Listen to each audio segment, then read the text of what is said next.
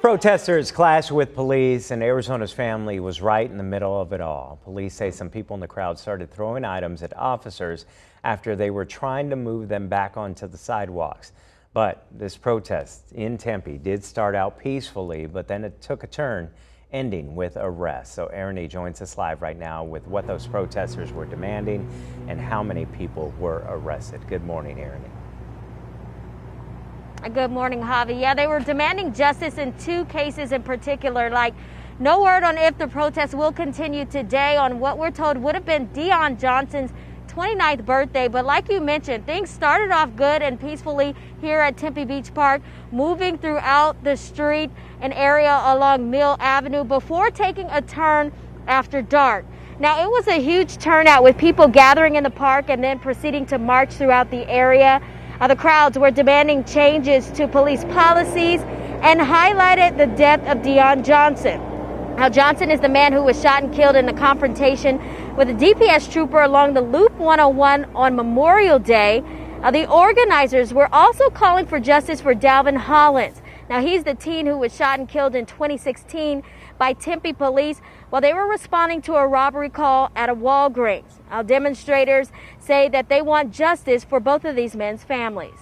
Deon's family is calling for firing and prosecuting George Cervantes for Deon's murder, and Dalvin Hollins' family is calling for the prosecution of Ahmet for Dalvin's murder and denying his pension, because that's what happens.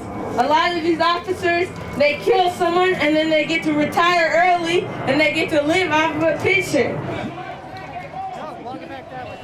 All right, guys, then around 8 o'clock last night, things really took a turn with police and protesters clashing.